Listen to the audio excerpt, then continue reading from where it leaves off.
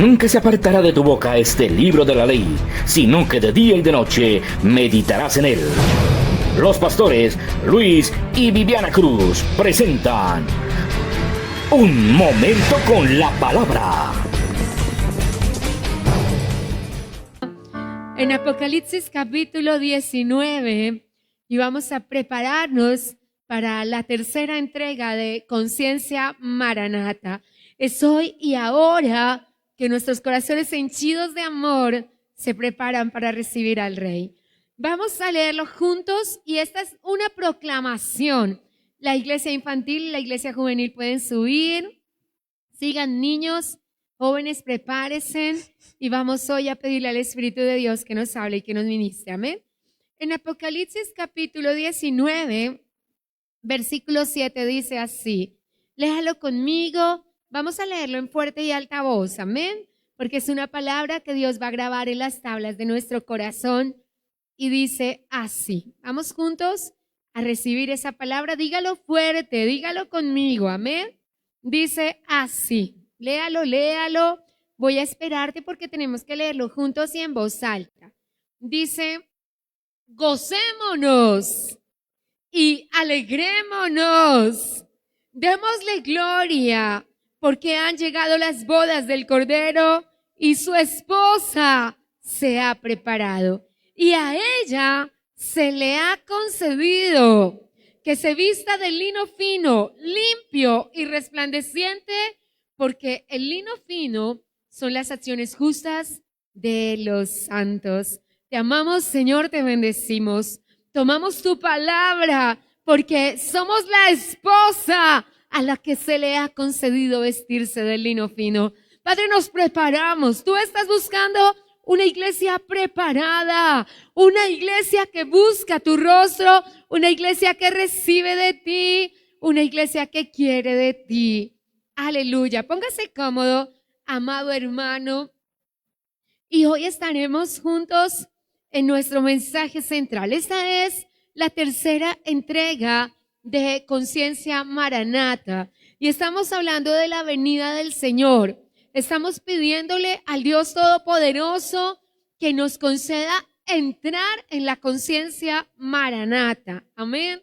Para todos los que quieran saber qué es Conciencia Maranata, allí en Facebook o en YouTube usted tiene nuestro servicio primero y vamos juntos a entrar a lo que nos pide Dios para que recibamos nuestra conciencia Maranata y podamos prepararnos para la venida del Señor y estar listos porque tenemos que recibir esa conciencia de novia que se está preparando para su boda. Ninguna persona que se está preparando para una boda deja de prepararse. Cuando no hay conciencia nupcial, cuando las personas no saben cómo realizarán su boda, cómo será ese encuentro nupcial, en ese momento como que dejan de recibir esa expectativa que debemos tener para que nuestro matrimonio sea para toda la vida. Y en el caso del matrimonio con nuestro Dios, para que sea por toda la eternidad. Entonces hablamos hoy de estar preparados. Dígale al que está a su lado, tienes que estar preparado. Y tienes que estar preparado porque el Señor dijo, yo ya tengo todo preparado. Esta es nuestra palabra de proclamación. Los requisitos son sine qua non, es decir, que toda persona va a tener que realizarlos. Pero hoy vamos a verlo a través de una parábola. Mateo 22, en el verso 1 nos ofrece una parábola. Como sabes, las parábolas deben ser leídas, entendidas, creídas, recibidas. Las parábolas para quienes apenas están llegando al conocimiento de la palabra de Dios, para quienes nos acompañan por primera vez o quienes todavía no estudian mucho la Biblia, son lenguaje metafórico donde a través de una historia el Señor nos cuenta parámetros de la entrada al reino de los cielos. Entonces, cuando pensamos en eso, esta hermosa parábola dice así, Mateo capítulo 22, busquémosla todos, está aquí en pantalla, pero me gustaría que en tu Biblia física, aquí en la casa de Dios, la busques. Siempre lo mejor para todos, lo más veraz y lo más real para todos, es que lo leamos por nosotros mismos. Y dice el verso 2, el reino de los cielos es semejante a un rey que hizo fiesta de bodas a su hijo y envió a sus siervos a llamar a los convidados a las bodas, mas estos no quisieron venir. Volvió a enviar a otros siervos diciendo: decid a los convidados, he aquí he preparado mi comida, mis toros y mis animales engordados han sido muertos, y todo está dispuesto, venid a las bodas. Mas ellos, sin hacer caso, se fueron, uno a su labranza y otro a sus negocios. Y otros, tomando a los siervos, los afrentaron y los mataron. Al oírlo, el rey se enojó y, enviando sus ejércitos, destruyó a aquellos homicidas y quemó su ciudad. Entonces dijo a sus siervos: las bodas a la verdad están preparadas, mas los que fueron convidados no eran dignos.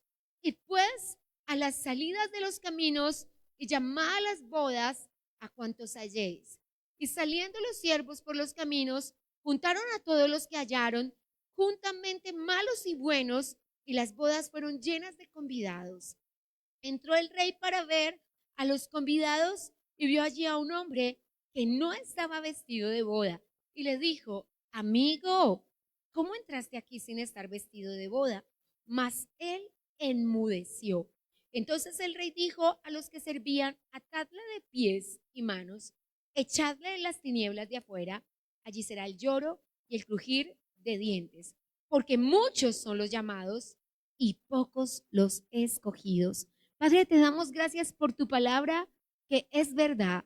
Padre, te bendecimos porque estás con nosotros, porque tú quieres que hagamos parte de tu iglesia gloriosa, tu iglesia escogida. Aleluya. Contextualicemos, ubiquémonos en lo que nos propone el Señor para este día, que vamos a hablar de conciencia maranata. Una de las cosas que sucede cuando hablamos de la venida del Señor es que hay personas que toman una posición como que, ¿y eso a mí? ¿Y si eso va a ser algún día? ¿Y si eso va a ser mañana? ¿Y si de pronto quizás tal vez? Como que yo no me involucro en ello. Pero quiero decirle que hoy no puede ser una prédica más, que usted tiene que prepararse creyendo que es en serio que usted se va a ir al reino de los cielos y que usted tiene que involucrarse, porque quizás este sea el día que Dios escogió para que usted haga parte de esa iglesia gloriosa.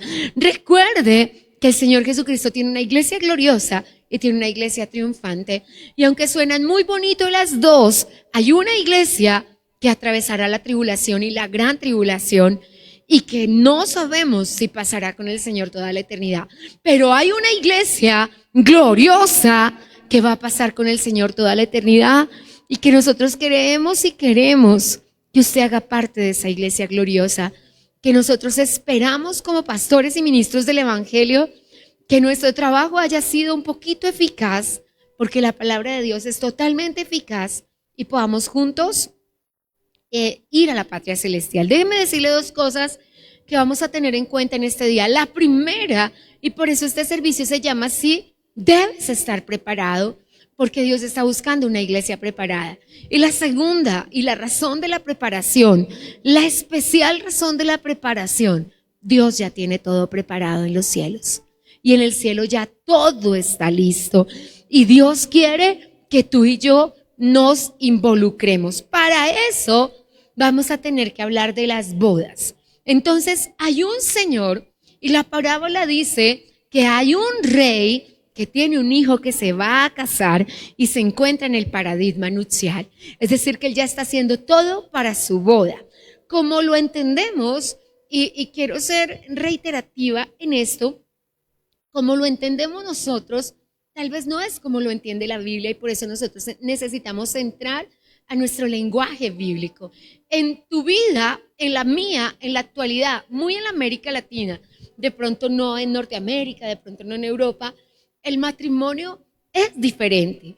En nuestra América Latina tal vez se unen dos novios, ahorran, compran lo que necesitan para una boda, quizás van a una notaría y se casan de cualquier manera. Y no lo digo peyorativamente, no es que el matrimonio civil no tenga una validez, sino es que ir a presentarse ante un notario, un capitán, un juez, no tenga validez. Tiene validez, pero no es el matrimonio bíblico. El matrimonio bíblico tiene algo que denominaremos en este día paradigma nupcial y consiste en la preparación que se hace para una boda, en la concientización solemne que tiene una persona desde que mira con amor a otra persona, en que dice, ella será mi esposa, él será mi esposo. Y lo ejemplifica el Señor en él, en lo que él está pensando, porque nuestro Padre Dios es el padre del novio que está en busca de una novia para su hijo y que no quiere cualquier novia y no quiere cualquier boda. Cuando nosotros vivimos en esta modernidad, tal vez nuestros jóvenes nos dicen tengo novio y tengo novia y el padre dice allá como que hay una relación y como que no se involucra porque no le importa lo que vaya a pasar con su hijo y con su hija. Pero nosotros no, nosotros somos iglesia, nosotros somos pueblo de Dios, nosotros somos familia y sabemos cómo una niña puede bendecir o maldecir para siempre la vida de un hombre que nosotros formamos, que nosotras tuvimos en el vientre, que nosotras hemos educado, que ustedes han formado y han bendecido y que no desean que todo el trabajo se vaya por la borda. Y eso es lo que ejemplifica el Señor con su boda, porque Él quiere que su hijo, su gran hijo, su precioso hijo, tenga una novia digna de Él. Así que necesitamos entender esto. Así que la parábola dice que el Señor ejemplificó con una boda de un hijo de un rey lo que será nuestra boda con el rey. Y hay dos palabras en las que quiero detenerme en este día. Dice, y envió a su hijo, verso 3, y dijo, anuncien a sus siervos, vayan a llamar por todo lugar. En el verso 4 dice, los volvió a enviar. Déjeme contextualizarle con la boda, porque para entrar a la boda bíblica nos toca sacar de aquí la boda natural, ¿cierto? En la boda natural, hay personas preocupándose por una boda. En la boda natural no tomamos de la mano a alguien y le decimos casémonos, sino que hay una preparación, hay un noviazgo que en la Biblia tiene el grado de matrimonio. La Biblia lo denomina desposorio. Es la razón por la que María de Nazaret había podido ser lapidada por aparecer embarazada antes del matrimonio, porque ante los ojos de Dios y de la sociedad, desde el momento que se constituyó en novia, ya ella era esposa. Y yo quiero que piensen esto, iglesia, porque en el momento que aceptamos a Cristo como Salvador y nos llamamos la novia del Cordero, nos constituimos en preparación para ser la esposa. No es como el mundo dice, y vamos a tener una claridad, no es que la novia es para saber si nos funciona o no nos funciona, porque no es así. Para eso es la amistad. Por eso en la Biblia las personas no son novios antes de ser amigos, porque es en la etapa del noviazgo donde se decide un matrimonio, pero es en la etapa de la amistad donde se decide si esa persona puede ser novio o no. ¿Por qué hay que tomar la decisión en la amistad? Porque el novio está determinado a ser esposo y el amigo no está determinado a ser esposo. El amigo del novio, dijo Juan Bautista, no es el novio. Así que tenemos que pensar en eso. Para la etapa que nos ofrece la Biblia, se nos muestran tres cositas. Lo primero, una invitación. La invitación no es una notificación. En la Biblia, el día que los niños decían, más bien los padres, decían, nuestros niños se van a casar, estas dos familias se van a juntar, en ese día eso se llamaba la notificación. El día en que José le dijo a sus papás, a mí me parece que María de Nazaret es muy linda. ¿A ustedes les parece que María es linda? Si les parece y le parece que cumple lo que ustedes, a mí me gustaría que ustedes la pidan para ser mi esposa. En el día que se dijo, ella será la esposa de José, ese día se hizo un anuncio. Ese anuncio es el que hace el rey aquí. Porque en la Biblia, y vamos a contextualizarnos porque sé que tenemos que desocuparnos del matrimonio de hoy para ir al matrimonio de ayer, que será el matrimonio de mañana, el de las bodas del Cordero. Entonces se hizo el anuncio, ellos van a ser novios. La Biblia comienza con un matrimonio, ¿cierto? Adán y Eva, pero nos muestra una boda completa. Yo considero, de manera muy personal, que todas las personas que tienen hijos en edad de merecer, como lo denomina la Biblia, edad de merecer, es que ya están listos para casarse, debieran hacer una buenísima lectura de lo que la Biblia dice del noviazgo.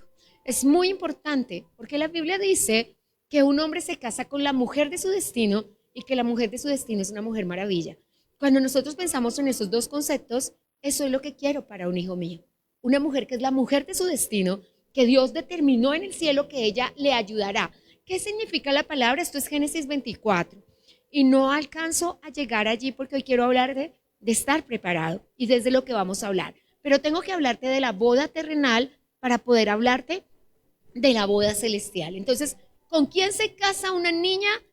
¿Con quién se casa un varón según Dios? ¿Con quién se casa el hijo del rey? Y todos los que estamos aquí somos hijos del rey. Se casa con una mujer que es la mujer de su destino y tiene que ver con la persona que le ayudará a cumplir el propósito de Dios para su vida. Esa mujer de su destino tiene que ser una mujer que la Biblia la denomina, Génesis capítulo 24, una mujer maravilla.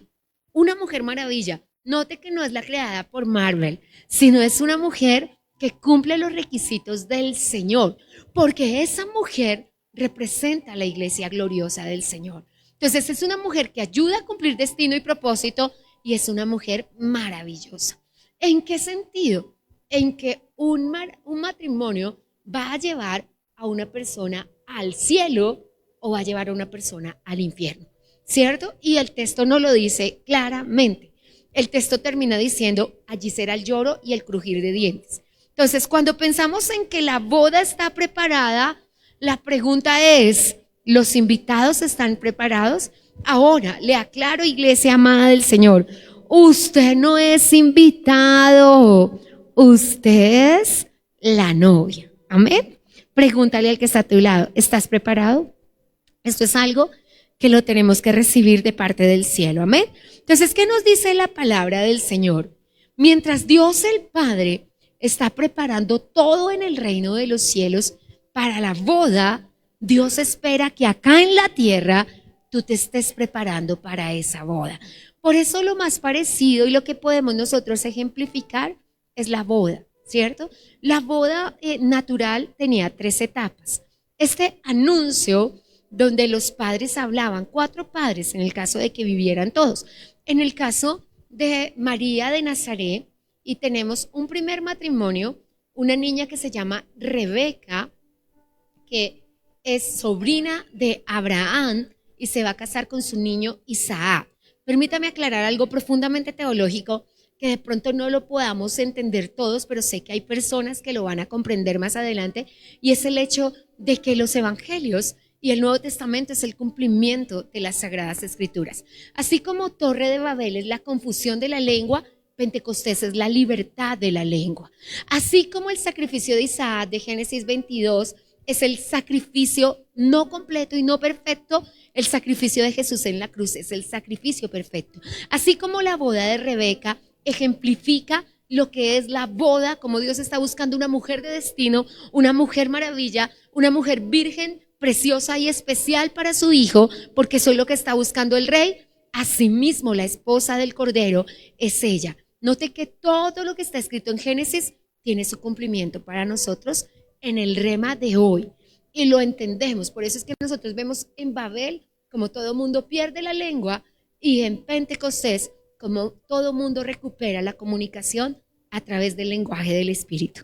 Por eso necesitamos plantarnos en el conocimiento bíblico de decirle, Señor, ¿qué me estás diciendo? Y tenemos que retrotraernos al matrimonio bíblico que tenía las mismas etapas, porque el narrador de esta parábola es Jesús. Es como lo cantaste hace un minuto, es un hebreo estricto que sabe las reglas del matrimonio hebreo y que sabe cómo son las cosas en el rey. Entonces hay un anuncio a quienes denomina la teología, no la Biblia, Joaquín y Ana, los papás de María de Nazaret y los papás de José, se reunieron y dijeron, sí, los muchachos se casarán.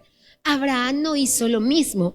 Abraham ejemplifica más al padre porque Abraham envió un emisario a la persona más importante de su casa para ese momento, que era su secretario, que se llamaba Eliezer de Damasco, pero había nacido durante el ya trabajo con Abraham.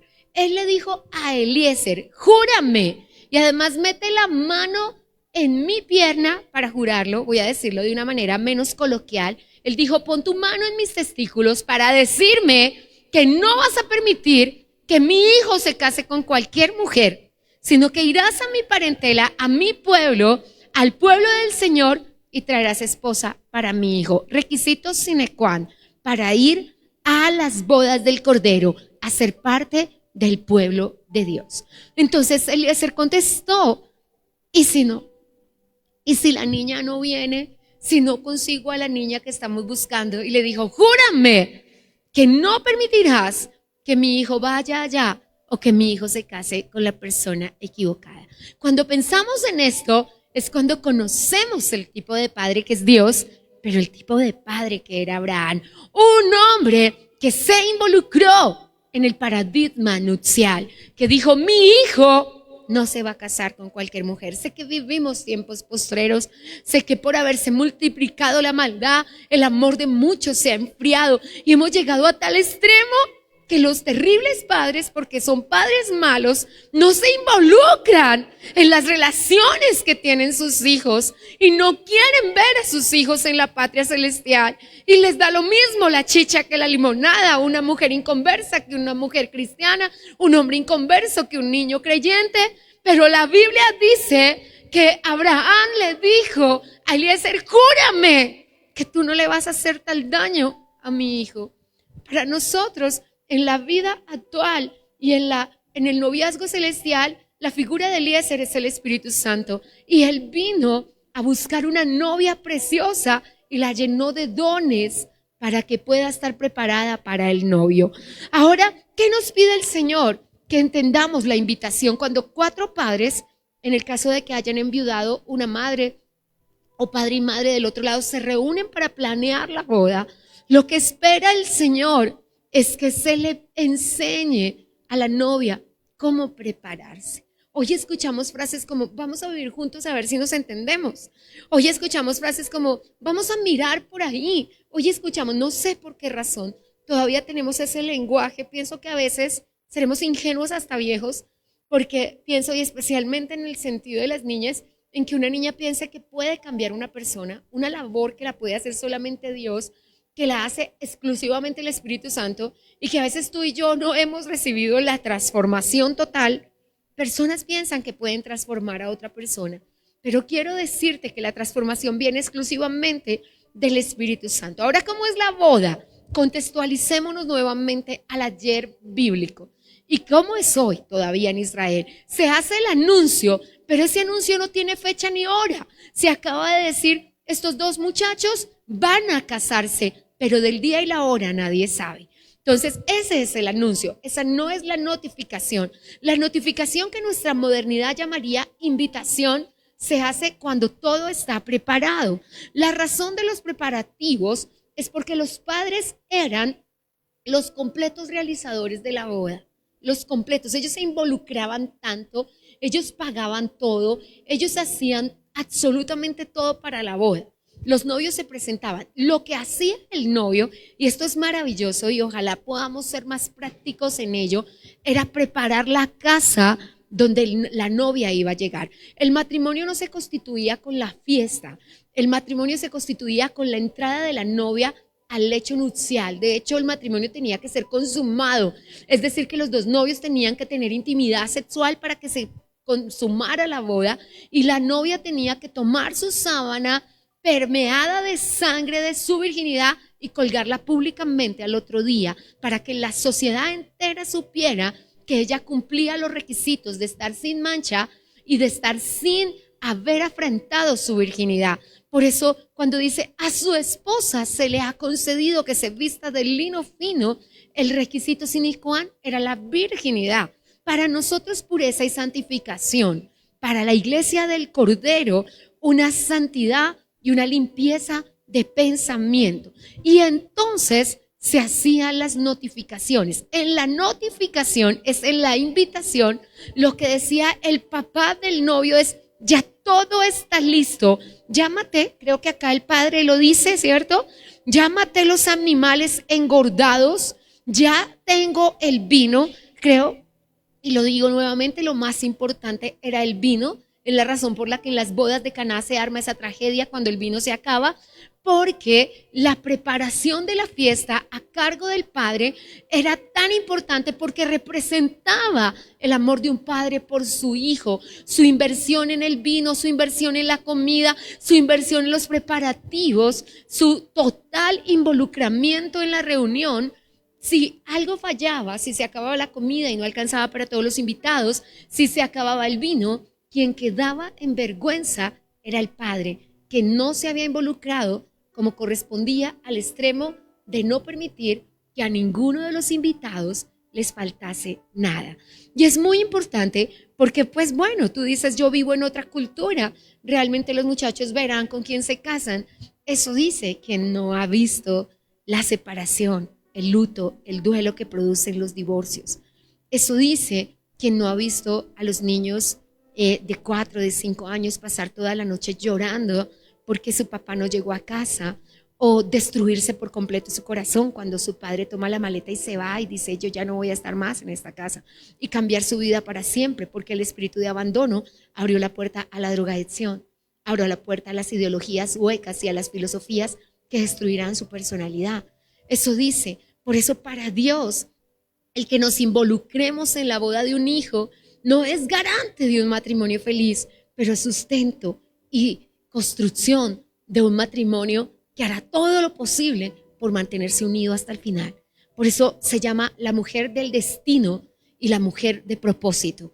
Necesitamos entender, cuando se envían las invitaciones, en esta boda que nos ejemplifica Jesús, se envía 3 veces las invitaciones, y los muy descarados de los invitados las 3 veces dicen, no queremos ir por allá. Eso suena horrible, ¿cierto? Eso suena desastroso, pero hace una introducción Mateo, y entendemos que Mateo escribió el Evangelio después de la destrucción de Jerusalén en los años 70 después de Cristo, porque él hace una aclaración. Él dice, el Señor envió a sus ejércitos y destruyó esa ciudad, llamando al rey romano que destruyó a Jerusalén en el año 70, enviado del Señor.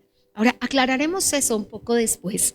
¿Por qué razón? Porque hay consecuencias cuando no aceptamos la invitación del Señor, y porque hay consecuencias cuando la boda que realizamos y el matrimonio que realizamos no es el correcto.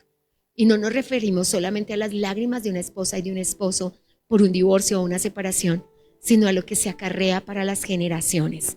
Ideologías, filosofías y problemas de pensamiento que tienen las familias. Entonces vamos a tener hoy 2 consideraciones en las que vamos a entender por qué usted tiene que prepararse, porque yo tengo que prepararme, porque somos la novia que Dios considera el destino y la maravilla que debe recibir el Señor Jesús, porque Él es una maravilla, porque Él es precioso, porque Él es el deseado de las naciones, porque Él es el más precioso de los hijos de los hombres, porque la gracia se derramó sobre Él. Así que si Él es maravilloso, su novia también debe ser. Cuando pensamos en la iglesia como novia, y sé que es un concepto y por eso yo soy tan humana en esta mañana, porque te lo ejemplifico con el noviazgo natural.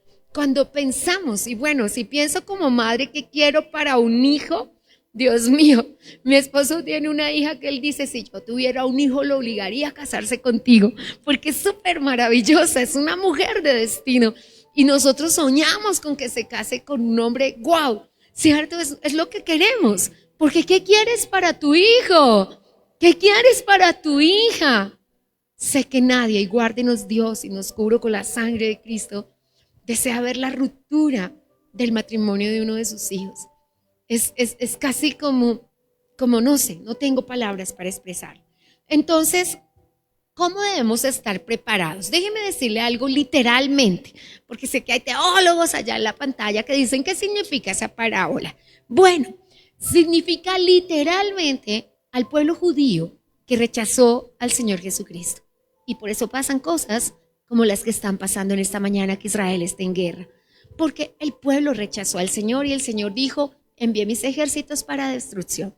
Todavía sigue pasando, comenzó en el año 70 con el general Tito del Imperio Romano y ha seguido sucediendo con los diferentes personas que han atacado a Israel porque rechazaron la invitación y la rechazaron 3 veces y rechazaron al propio Señor Jesucristo y no lo recibieron como su Salvador. Esa es la literalidad del texto. Cuando usted lee un texto, siempre tiene que saber la literalidad. La literalidad es como lo recibieron los primeros que lo escucharon, es decir, los discípulos. Sabemos que Mateo lo escribió después del año 70 por una razón, porque Jerusalén ya había sido destruida. Significa que él dijo, todo lo que el Señor dijo se cumplió. Qué maravilloso para el escritor del Evangelio decir, tal cual como salió de su boca, así sucedió, porque así es la palabra de Dios. Pero lo segundo que tenemos que ver, bueno, lo primero que tenemos que ver en el pueblo judío es que la falta de amor y la falta de humildad nos puede separar de lo más hermoso que Dios tiene para la vida. Así que amor y humildad son ingredientes necesarios de tu salvación. Dígaselo al que está a su lado. Amor y humildad son ingredientes necesarios de tu salvación. ¿Qué fue lo que carecieron los judíos? De amor y de humildad. Amor para reconocer el amor más grande a Jesucristo de Nazaret y humildad para aceptarlo como suficiente Salvador.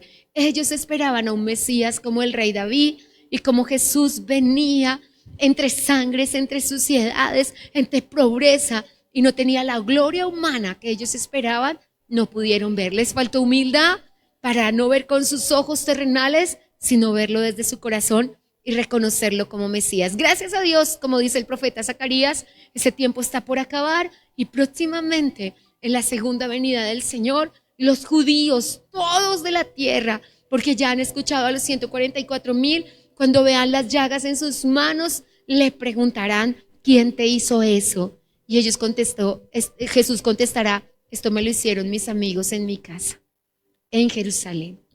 Así que cuando pensemos en eso, hay una segunda cosa que tenemos que saber, que no estar en las bodas del Cordero no solamente nos separa de no disfrutar de lo más maravilloso que Dios ha preparado para su novia, sino de la salvación. Dile al que está a tu lado, si no estás en las bodas del Cordero, no pasarás la eternidad con Él. Así que hay que estar en las bodas del Cordero si quieres pasar la eternidad con Él. ¿Alguien aquí ha perdido un ser querido? ¿Alguien aquí ha perdido un padre, una madre, un esposo, un hijo? La única forma de volverlos a encontrar es a las bodas del Cordero, porque el rapto de la iglesia no es solamente nuestro gran y glorioso encuentro con el Salvador, sino con nuestros seres queridos que partieron con el Señor. Es un encuentro familiar también, ¿cierto? Así que, ¿cuál es la tragedia de la vida? Que el engaño de las riquezas. Marcos 4:19, en la parábola del sembrador, el Señor dice que muchas personas fueron engañadas por las riquezas. Entonces, lo primero que tenemos que tener es humildad y amor. Pero lo segundo que tenemos que hacer es que no seamos engañados por el engaño de las riquezas. La parábola dice que ellos contestaron, yo no puedo ir a esa fiesta porque yo me tengo que ir a mi labranza, dijo uno. Y el otro dijo, yo me voy para mi hacienda, yo tengo que trabajar. Note que ni la labranza ni la hacienda son pecado. Note que no son pecado. Ir a labrar la tierra no es un pecado. Ir a trabajar no es un pecado. Pero poner mi trabajo como excusa para no buscar a Dios, eso sí es un pecado. Escoger mi trabajo antes que a Dios, eso sí es un pecado. Y ellos escupieron en la cara del Señor y le dijeron, del rey. Acá no estamos hablando del novio, estamos hablando del rey. Y le dijeron al rey, no nos interesa la boda de tu hijo. Imagínate que tú preparas la super fiesta, tienes la gran cena, preparas los alimentos y les dicen nada, ni siquiera me traiga un regalo, solamente deme el privilegio de su presencia, venga a la boda. Y que le digan, no, yo tengo mejores cosas que hacer. Imagínate cómo te sientes si alguien te contesta de esa manera. La semana pasada un hijo me decía, está en su paradigma nupcial, está próximo a casarse, y me decía que divagan tantas cosas por su mente, si un matrimonio solo en la costa, si un matrimonio en una hacienda, si un matrimonio en una finca.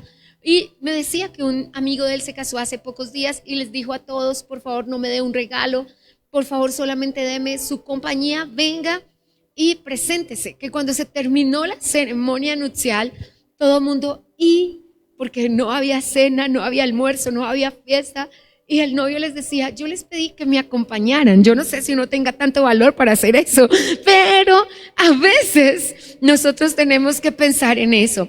Entonces, labrar y trabajar son cosas buenas, pero hay cosas mejores. Y cuando se trata de Dios, tú tienes que escoger la mejor parte, la que nunca te será quitada.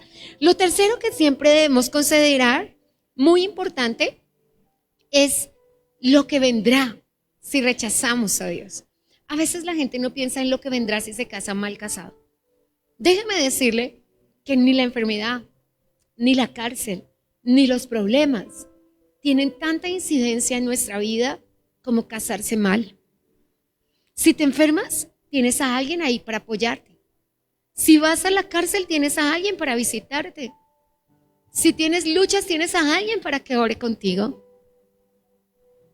Pero si te casaste mal casado, tienes a alguien contra ti. Es una cosa perversa, es un error. Y es lo tercero, no solamente tenemos que cuidar el amor y la humildad, no solamente tenemos que saber qué escoger. No es, Señor, necesito trabajar. Dios sabe que necesitas trabajar, Dios sabe que necesitas estudiar, pero si sigues poniendo la bandera del trabajo y la bandera del estudio como una excusa para no buscar al Señor, un día vamos a tener que enfrentar consecuencias. El verso 7 dice, al oírlo el rey, del texto original, texto 22 de Mateo, se enojó y envió a sus ejércitos y destruyó a esas personas. Así que, amada iglesia, lo segundo que vamos a considerar es que ya todo está preparado. Por allí, por los años 70, cuando empezaron a surgir las primeras historias reales, pienso yo, donde la gente empezó a decir, alguien fue al cielo, alguien fue al infierno. Nosotros no lo habíamos contemplado, pero estábamos en nuestra casa y los 7 muchachos que andaban por allí, todavía no redes sociales, sino que ya empezábamos a escuchar en las iglesias que 7 jóvenes habían ido al cielo y al infierno, llegaron a golpear a nuestra casa un día y llegaron a contarnos cómo el Señor les había mostrado el cielo y que todo estaba preparado. Y yo les dije, bueno, menos mal que el Señor se lo mostró, pero yo ya lo sabía, porque Mateo 22 dice que ya todo está preparado. Pero la pregunta es, ¿estás tú preparado? Porque allí ya todo está preparado, pero tú estás preparado, porque la Biblia dice que el que está preparado, con él se irá. Y quiero ejemplificarte lo que dice la Biblia de la preparación, porque hay personas, y es un concepto que vas a grabar hoy en tu corazón, que se autoexcluyen. ¿No ha visto personas que, ay, vamos a hacer tal cosa? No, yo no puedo ir. Se autoexcluyen. Hay gente, y lo digo con gran pena, en razón de su amargura. Hay gente que es en razón de su amargura, no ha superado su amargura. Los llamamos el antichévere. Él no quiere participar de nada, él no quiere comer con nosotros, él no quiere ir a ningún evento, él no quiere nada. Él solo quiere comer gusanos, ¿cierto? Ese es el antichévere. Algunas personas es en razón de su amargura. Toda su vida han vivido una vida de amargura. Pero hay otras personas en razón de la envidia. ¿Y puedes creerlo que hay personas que se lo hacen a su familia? Ah, no, a ustedes los invitaron a cenar, pero yo no quiero ir, ustedes tampoco van. Y uno dice, ¿de verdad tú le haces eso a tus hijos? ¿De verdad tú le haces eso a tus hijos? Por ejemplo, en el caso de bajos recursos, en el caso de que jamás habrá un faisán en tu mesa, porque tú no tienes para comprarlo, y el rey preparó un faisán, y tú dices, a donde el mar van sus arenas, ustedes no van. Horrible. Yo he escuchado eso, y tiene que ver con envidia, tiene que ver con que no se disfruta, y envidia en la razón de no disfrutar lo que le vaya bien a los demás, porque la envidia de pronto no es un concepto que manejes, porque cuando ves las listas, hay 2 personas que están en todas. Tú dices, ¿los fornicarios y los adúlteros? No. Tú dices, ¿los brujos y los hechiceros? No. Hay 2 personas que están en todas las listas de los que serán excluidos del reino de los cielos. Dime tú, ¿quiénes son? Hay 2 personas. Son solo 2 personas que están en toda lista, que no cachan en ninguna. Todos los demás, una lista dice una cosa, otra lista dice otra cosa, porque es imposible que una lista abarque todo. Si yo te hablo del solo Leviatán, sus hijos son millones. Si te hablo solamente de Pitón, sus hijos son miles. hechiceros, brujos, satanistas, espiritistas, tauromancias, todo lo que desprenda de la brujería. Pero solo dos personas que ocupan todas las listas: los envidiosos y los mentirosos. Solo dos personas ocupan todas las listas: los envidiosos, porque no solamente no disfrutan la vida, sino se deleitan en la pérdida de los demás. ¿A ustedes no les dieron? ¿A ustedes no los invitaron? ¿A ustedes no les van a dar? Porque el enemigo quisiera. Y cuando escuchas esas palabras, cuando escuchas eso, cuando la envidia habla, Satanás está presente. Y como bien dijo Jesús, yo voy a hacer eco de sus palabras: vosotros sois hijos de vuestro padre el diablo, los envidiosos y los mentirosos, no nosotros, ¿no? Entonces, cuando pensamos en eso, ¿qué es autoexcluirse? ¿Qué es autoexcluirse? Ellos fueron invitados. Ellos no solamente recibieron la notificación, que es la invitación escrita del rey, sino que fueron avisados desde que comenzaron los preparativos. Ellos no podían decir: nadie nos dijo, ¿cierto? Yo todavía tengo creyentes que preguntan: ¿y este mes hay alborada? ¿Cuándo es? ¿El domingo hay culto? Amado, de verdad que uno dice, ¿por qué la gente, hay vigilia? Porque la gente se autoexcluye por envidia, pero también la gente se autoexcluye por amargura. ¿Por qué ellos se autoexcluyeron? ¿Por qué los judíos se autoexcluyeron? Se lo dije hace unos segundos: por orgullo, porque no reconocieron a un Mesías que no cumplía los requisitos. ¿Sabe a quién llama la modernidad Mesías? Mesías, ni siquiera es Mesías con ese al final, sino Mesías, y la palabra, las dos letras finales están en letra mayúscula. Mesías, IA, a la inteligencia artificial, porque dice: tú solamente tienes que creer en mí y yo pienso por ti. Sí, así habla Satanás. Quiere pensar por la iglesia, pero nosotros no podemos hacer eso. Así que, ¿qué hacemos en la iglesia de hoy? Quiero tomar una palabra muy fuerte que está aquí. Y el verso 8 dice: después de haberles invitado 3 veces y haber escuchado su rechazo 3 veces, esto fue lo que dijo el Señor. Entonces dijo a sus siervos: las bodas, a la verdad, están preparadas, mas los que fueron convidados no eran dignos. Esta palabra es impresionante. Yo creo que con este versículo tendría uno para preocuparse todos los días de la vida. Y la pregunta es, porque la palabra que estamos soltando hoy es estar preparados. Y hoy estar preparados es ser dignos. Y la pregunta es, ¿eres digno? Hoy vamos a tener que concluir qué es dignidad. Porque el concepto de dignidad, así como el concepto de boda y los conceptos tienen etapas. Y por eso nosotros debemos creerle solamente a la palabra de Dios, que es ayer, es hoy y es por los siglos, ¿cierto? Los conceptos tienen etapas. Yo le digo hoy a la iglesia: ay, cuán gentil eres tú. Y si yo le hubiera dicho eso a alguien en el siglo I, me hubiera bofeteado y me hubiera dicho: ¿acaso soy un perro? Porque los gentiles eran considerados así. Así que si yo le digo a una persona del siglo I gentil, él se ofende. Pero si yo le digo hoy a un hombre: qué gentil eres tú, a una hermana: qué gentil eres tú, ella me dice: ay, gracias, porque los conceptos tienen tiempos. La dignidad no es un concepto que cambie en el tiempo, y la dignidad es algo que podemos atribuir exclusivamente a Dios. Cuando nosotros, y de pronto mi generación, los muchachos de mi misma edad lo pueden entender un poco más, porque en mi generación se calificaba de 1 a 5, y en mi generación había una calificación, no sé cómo la manejen hoy los profesores, pero se llamaba conducta. De tal manera que nosotros vivíamos toda la vida al pendiente de la conducta. Y uno ni siquiera en conducta podía tener 4.9. De hecho, una de las ofensas que se le podía hacer a una persona era: eres una mujer de 4 en conducta. Y eso era como, oh, eres horrible, ¿cierto? Eres lo peor de la creación. Porque era una displicencia. Eso es lo que se consideraría ser indignos. Pero el Señor dijo 2 cosas en las que quiero meditar antes de cerrar. La primera dijo: las bodas, a la verdad, están listas. Ya todo está preparado. Esa fue su primera frase. Y su segunda frase: pero los que fueron convidados no estaban preparados, no eran dignos.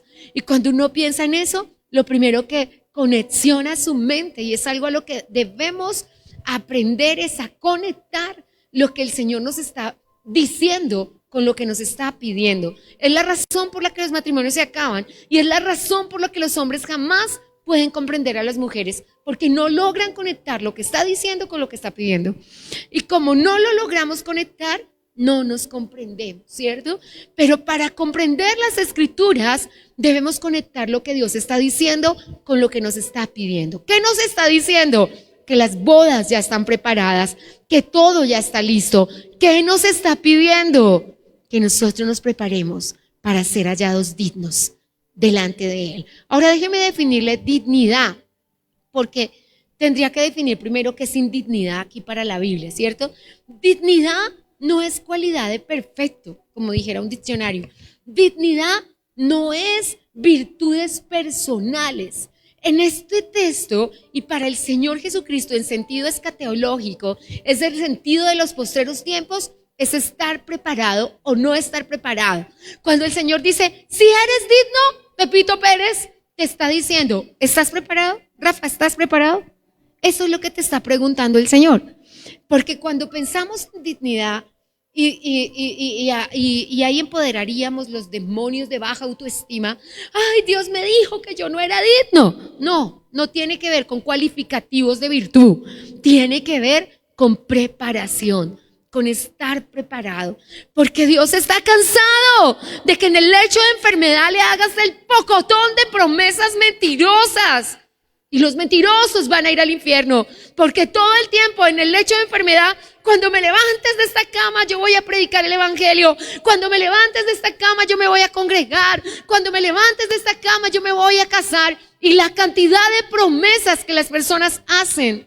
El proverbista dijo, cúmpleme lo que me dijiste mientras estabas en cama. Yo afirmaría que ese proverbio tenía que decir, o volverás a la cama, porque eso es lo que dice Mateo 22, verso 8. Mira las consecuencias que vendrán.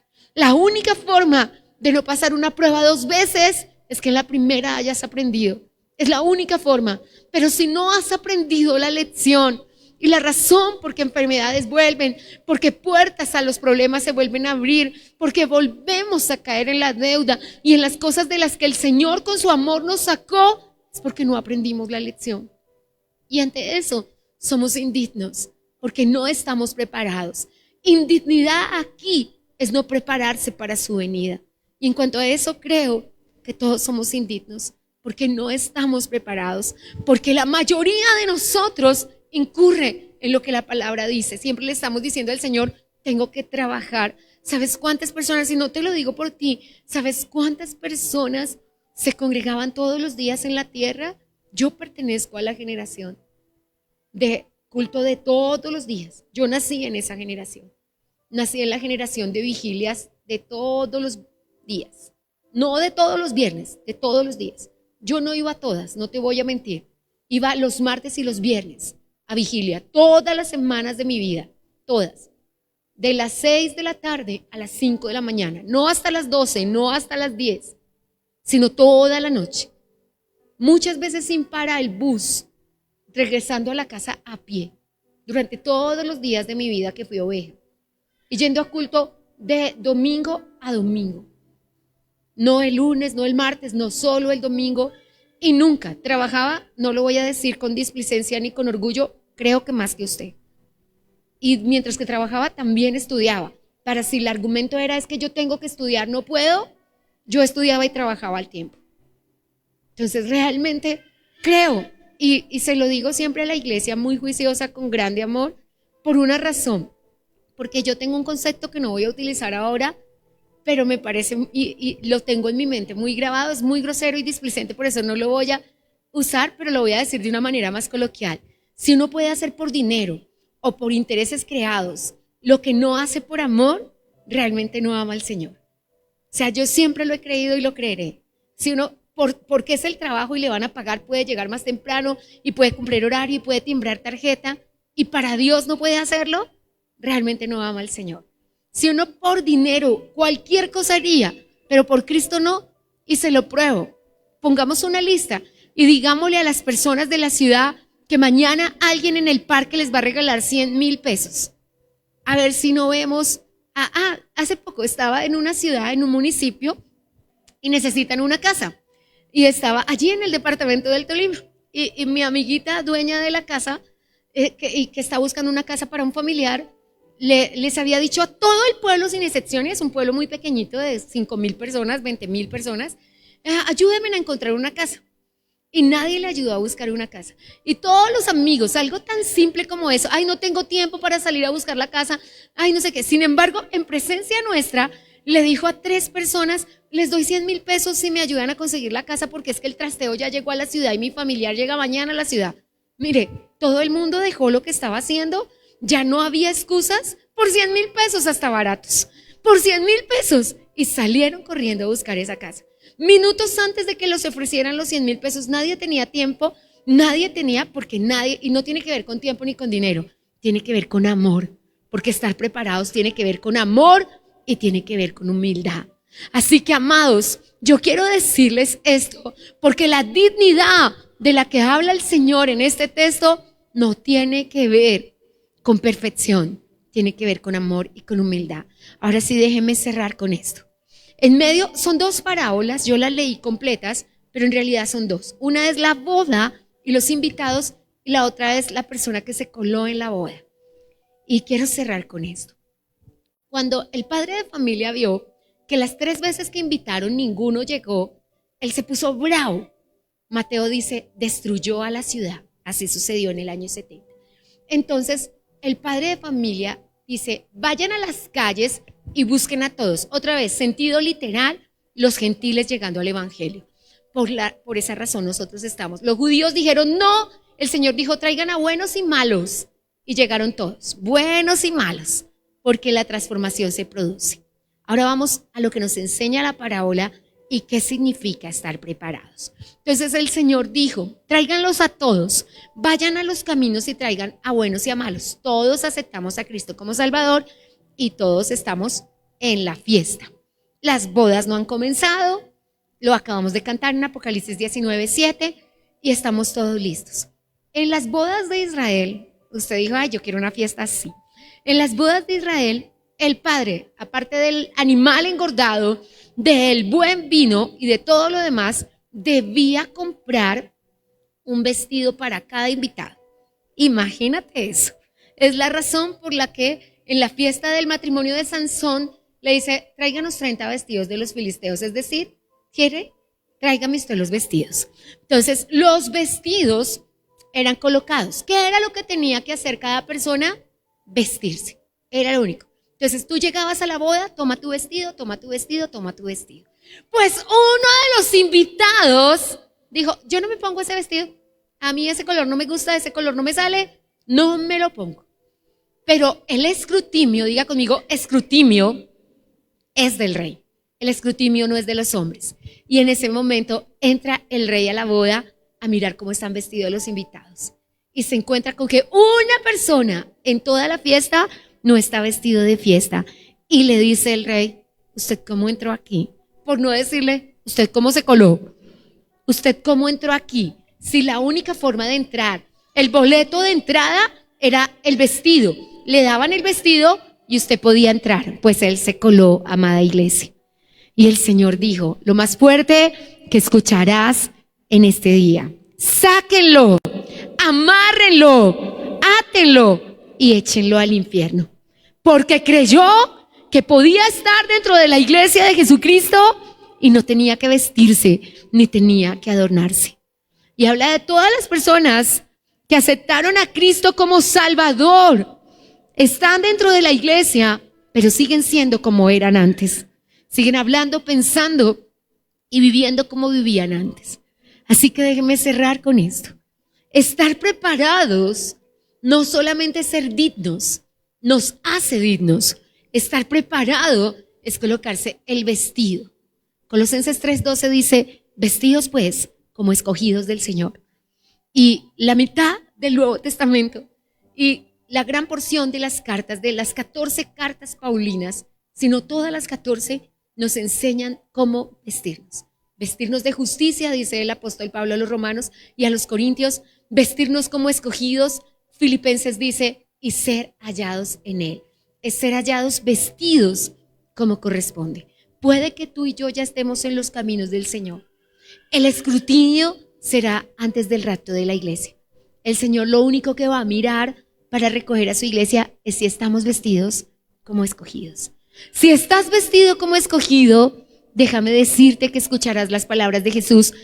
Entra, siervo fiel, ven al gozo de tu Señor. Si no estamos vestidos como escogidos, Él dirá, esta novia no se preparó, no es la mujer de mi destino, no es una mujer maravilla, no es mi iglesia limpia, pura y sin mancha. No quiero que pase conmigo toda la eternidad. Así que para esas personas, que obviamente tú y yo no estemos en esa lista, será el lloro y el crujir de dientes. El lloro y el crujir de dientes es la definición del lamento eterno que describe el Señor Jesucristo con sus propias palabras del infierno. Yo sé que del infierno no se habla mucho en los púlpitos, pero si quieres saber quién habla del infierno, la persona que más habla del infierno en toda la palabra de Dios es el propio Señor Jesucristo, donde dice que es tu decisión y mi decisión si nos preparamos o no. El primer vestido, nuevamente, amor y humildad. Que el Señor nos ayude a bajar la cabeza, que el Señor nos ayude a decirle no a lo que hay que decirle no y sí a lo que hay que decirle sí. Fíjese que somos tan erráticos que a veces tomamos decisiones políticas equivocadas y no tomamos decisiones espirituales verdaderas. ¡Qué increíble! Pero conocemos ideologías, conocemos filosofías, conocemos pensamientos de personas que son contrarios a la palabra de Dios y pensamos que esas personas son políticamente correctas. Dios mío, ojalá antes del próximo domingo hagas una lectura de 1 Samuel capítulo 8 y veas lo que Dios les pide a los gobernantes, para que teniendo una idea puedas pensar en qué te pide el Señor. Pero voy a decirte una sola cosa, que se la escuché el viernes al pastor Ricardo y la grabé en mi espíritu para siempre. Siempre ha sido rema para mí, me parece que es un gran hombre de Dios y respeto su ideología.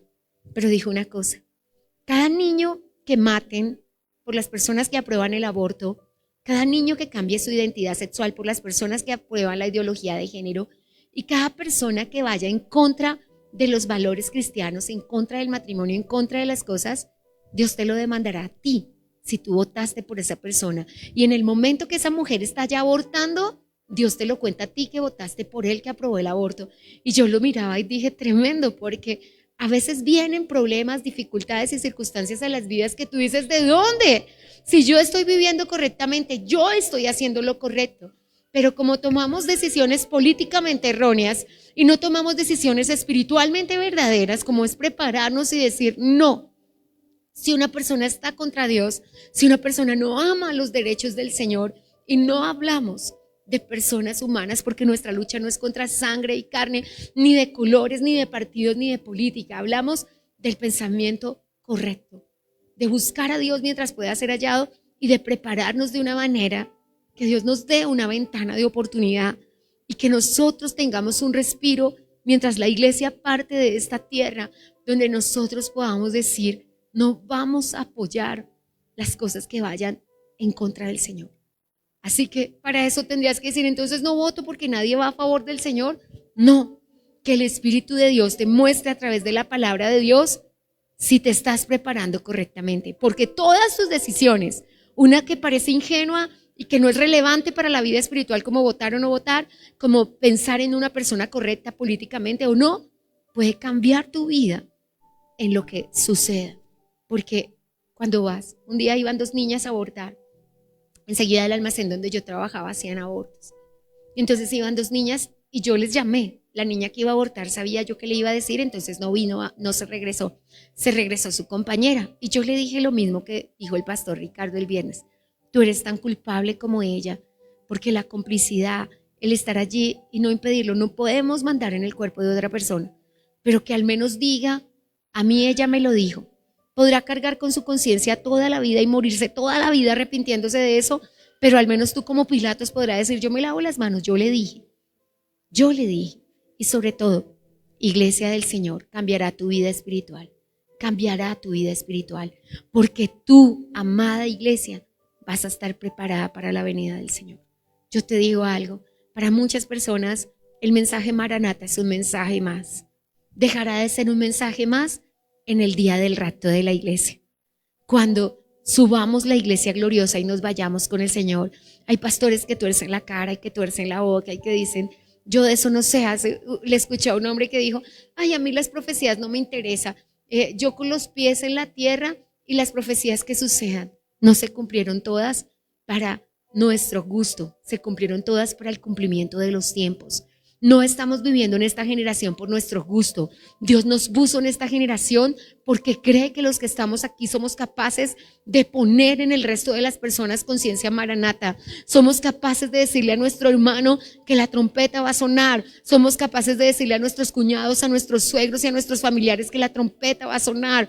Porque cuando nosotros nos despeguemos del piso, usted y yo ya habremos hecho lo que tocaba hacer y entraremos al cielo. El pastor Yeye Ávila solía decir, si usted se despega del piso en el rapto de la iglesia, dese por contento y dese por salvo. Pero usted y yo somos la iglesia gloriosa. Pero ¿sabe cuántas personas hay en su casa que no lo saben? Yo creo que muchas. Yo creo que hay gente participando de delitos y pecados que están manchando su vestido de lino fino con manchas y con arrugas y con cosas parecidas que les impedirán despegar en el rapto de la iglesia. Pero hoy, como dice la parábola, es apenas el anuncio, todavía no es la notificación. Apenas es el anuncio de la boda, tú todavía puedes ir y salir. Si hoy no fuera solamente Irán, sino todas las naciones de la tierra que decidieran decir, no nos parece lo que Israel está haciendo, vamos a atacar a Israel, usted y yo tendríamos que saber que el rapto es hoy, porque el Señor dijo, cuando lo veas, que todas las naciones vienen contra él, entonces mi iglesia será arrebatada. Así que, amados hermanos, si usted se pregunta, ¿estoy preparado? Y siente que no lo está, tengo que decirle lo que dijo Jesús. Las bodas, a la verdad, ya están listas, pero los que fueron invitados no eran dignos. Ahora que el Señor nos encuentre a nosotros, a usted y a mí, dignos. Que pueda decir el Señor, como dijo de Natanael, he aquí un verdadero cristiano, en el cual no hay engaño. Y si Dios lo puede decir de ti, tú te irás en el rapto y tú eres iglesia gloriosa. Si el Señor no lo puede decir de ti, entonces pasarás la tribulación y la gran tribulación. Siento decirlo y voy a decirlo como lo dice el pastor Alducín, todavía mi espíritu no lo ha recibido porque hay amor en mi corazón. Y como Jesús no quiero que ninguno se pierda. Pero el pastor Alducín dice que la iglesia que se quede, que la iglesia que ya conoce a Cristo que se quede, se condenará. Si no había encontrado un texto cómo sustentarlo, esta parábola lo es. Si yo no tenía un texto, porque cuando lo escuché apenas hace un año, el pastor no lo había dicho nunca. Yo estaba en carretera en un auto y el pastor dijo, y quiero decirles que la iglesia que tenga que pasar tribulación y gran tribulación no se salvará. Y yo dije, no, la Biblia dice que lavarán los vestidos. Y siempre he pensado en las otras personas. Me autoproclamo salva y solamente el Señor lo sabe, pero en un acto de fe dije, se quedarán, y me fue muy grotesco. Mi esposo sabe, mi corazón me dolió, me preocupé, me cambió el rostro y dije, Señor, ¿y qué va a pasar con la iglesia que se quede? Y le dije al Señor, quiero un texto, quiero una palabra. Dímelo por la palabra de Dios. Y dice, el que no esté vestido de bodas, que sea atado y sea echado al infierno. Ahora sé que el que no esté vestido para la boda no será salvo. Y desde entonces empecé todos los días de mi vida, porque no es conocimiento lo que vine a transmitirte, es revelación. Nada de estas cosas me han sido dichas por el hombre, no me las reveló ni sangre ni carne. Yo estaba en mi casa en el año pasado, comenzar en esta misma fecha, cuando Dios vino y me dijo, recibe conciencia maranata y enséñale a las personas conciencia maranata. Sé que no era mi mensaje de todos los tiempos, aunque en estos 30 años y 28 a tiempo completo jamás ha pasado un mes, un año sin que yo le diga a la iglesia, el Señor volverá, el Señor volverá. Por eso canto vestido de ternura, porque Arturo Giraldo es de los primeros hombres. Esa canción tiene mi edad, que Dios le permitió empezar a hablar de conciencia. En este momento todos los cantantes, porque ya todos entraron al paradigma nupcial, pero usted, iglesia, si no entra al paradigma nupcial, no va a empezar a prepararse. Si la novia no tiene novio, no se arregla. Usted tiene hijos, usted vio la primera vez que se paró los pelos y se echó perfume y usted dijo, aquí pasa algo, ¿cierto? Usted es mamá, usted es papá. Pues cuando Dios en el cielo dice, aquí pasa algo, está orando a la madrugada, ahora viene a las alboradas, ahora viene a los jueves de milagros, aquí pasa algo. Esa novia se está preparando. A esa novia que se está preparando, que vigila, que ayuna. ¿Cuántas veces la Biblia dice, no las he contado, pero estoy próximo a hacerlo, por sus obras será juzgado, ¿cierto? ¿Cuántas veces? Desde Génesis hasta Apocalipsis dice, por sus obras le juzgaré. No es por obras para que nadie se gloríe, pero Dios va a mirar las obras de cada persona. ¿A cuántas personas evangelizó? ¿A cuántas personas se ganó? ¿Cuándo recibió la conciencia Maranata? Porque es algo que se recibe como el Espíritu Santo. ¿Cuándo fuiste bautizado en el Espíritu Santo? ¿Cuándo fuiste lleno de sus regalos? Cuando Eleazar se fue, Abraham le dio 12 camellos llenos de cosas hermosas. ¿Sabe que Dios es superior a Abraham? Y no envió sobre 12 camellos llenos para la novia, que es la mujer del destino y la mujer maravilla. Envió toda su gloria. Usted y yo no tenemos excusa. La única petición que nos hace el Señor es que seamos hallados dignos.